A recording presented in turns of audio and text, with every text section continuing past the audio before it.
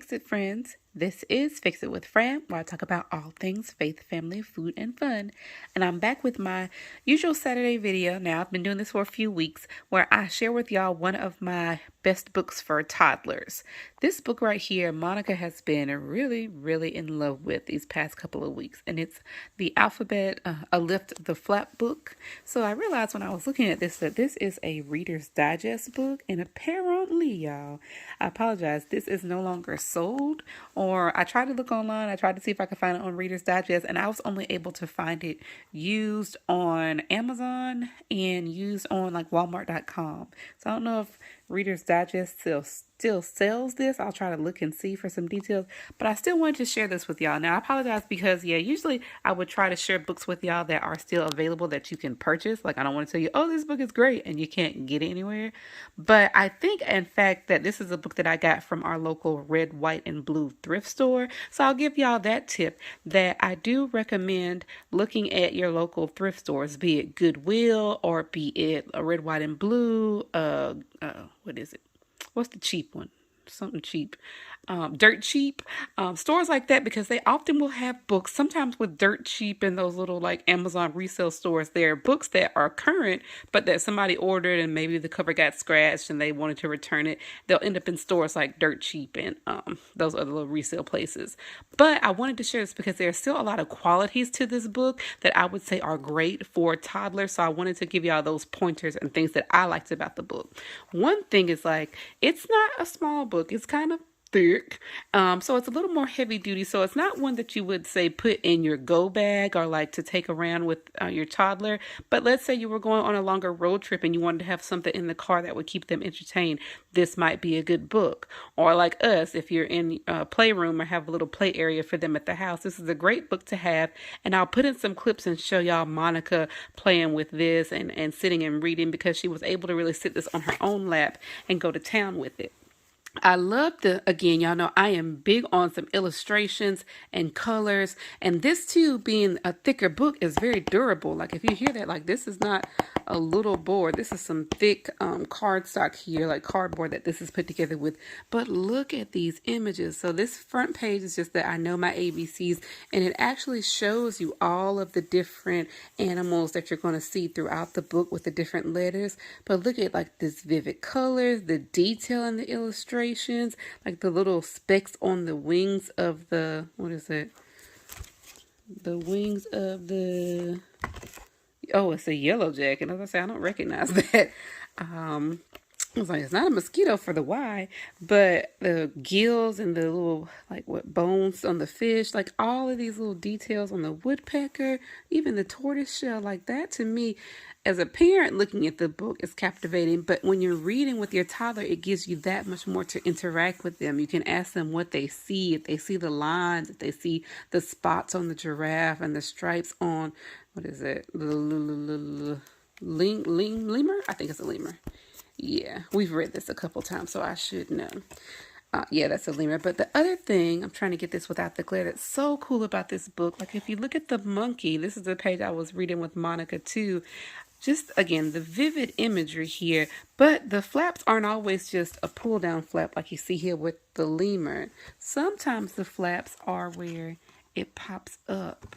But in every picture, there's so much detail, and then there's more sentence. So not only can you just look at this and ask your child what they see, ask them what the monkeys are doing, ask them like the difference between the two monkeys. You can do up and down, above and below, all this kind of conversation you can have with your kids, as well as opening it up, getting them to lift the flap, reading the words, asking them if they see the finger. So this is the kind of stuff that I do with Monica. I had someone comment today on Monica and just her language and how she speaks in complete sentences.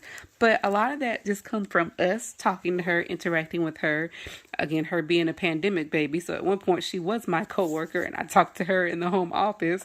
But two, just reading to her and interacting. And that's how I learned. Like that's a lot of what my parents did with me, is just reading books with me. And you learn sentences sentence structure. You learn conversation patterns. And so much of that happens through great books like this. Like you can count the number of apples. You can say the alligator. I love too how with all of the different animals, for the most part, they use not only just the word, but they use the shape. Like this is the shape of the alligator's what is it, the head and like the mouth here to make the A. So then you can ask them how many apples were eaten, all that kind of stuff. But I really, really, really like this book. So if you are able to find this, if it's in a local thrift store, if you buy it used on Amazon, that's another tip I have for y'all. Is that I get a lot of books if I'm able to get them or find them, or if it's a book that I really want and it's just very expensive because it's popular, I check to see the used books. Sometimes on Amazon, the used books are Goodwill books. So I'm like, let me go check my own Goodwill before I pay like $3.99 shipping, because for whatever reason, these Goodwills tend to default for a $3.99 shipping fee, regardless of the size or age of the book. But even some of my gardening books, that's how I've gotten some limited edition or books that are no longer in print, is buying them off of Amazon and finding them used that way. But I'll just flip through a little bit and let y'all see. And then there's more questions. Did the dinosaurs eat dinner daily? Little limericks like that. I think that's a limerick. And alliteration too, because y'all know I love my alliteration. Elephants have enormous ears. And again, that's gray like the elephant. But I just thought this book is so cool. So we tend to sit down with it and play with it. And again, the flaps with the different questions. It's so much here. So this is really, to me, a great style of book. And I like to, because with some pop-ups, I'm always afraid that Monica's going to rip it off. This is so thick. Like, I don't know if I can get y'all to just hear and see how thick this is. So it's great for little toddler hands where they're still learning to kind of manipulate stuff and not really trying to be careless, but sometimes regular paperback pages get ripped so easily. So we're still working with a lot of different board books, but it also introduces them here to different animals. Like I'd never heard of an ibex. I don't know if I'm even saying that right. So yeah, I thought it was cool. Things like jellyfish, all that. I really, really, really like this book, so I'm glad I found it. I know whenever I got it, this was probably one of those days that Red, White, and Blue has family items that will be marked, I think, either with a blue sticker, or I don't know if it's blue or green or yellow, just depending on the day. So I know I didn't pay $8.49 for this, but I definitely did get it. This almost looks to me too like the stickers that you would see at Sam's Club or Costco. I have to look back to compare. So maybe this was even at Costco. You could look to see if you find it at one of your local warehouse stores like Costco or Sam's Club.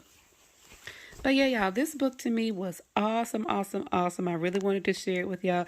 I was so disappointed when I looked and saw that it doesn't seem to be in print anymore. But if you come across a book like this or any other books, maybe it's even that Reader's Digest Children's Book Club, I think it's well worth it. I don't know if I would have paid $9 for it, but I'm glad to have found it used. And with something like this, if you're able to use it, if you have multiple kids, it's maybe worth a full $9 investment. But I try to keep my books 5 and below if I can manage it.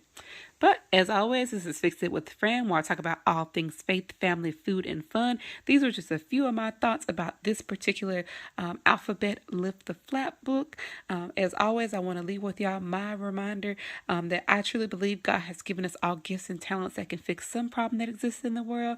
And while there are a lot of problems and we may not be able to fix everything, I want to remind and encourage you to remember that we can all fix something. So till next time, I pray that you would find that thing and fix it. What are you fixing with good books with your toddlers? If you have any recommendations or books that you'd like me to check out, leave them below in the comments. You never know, I may actually have it here in Monica's library and I can share it with you, or at least give you some of my thoughts on it. All right, Fix It friends. Until next time, y'all take care. Bye. It's a jellyfish, baby. What?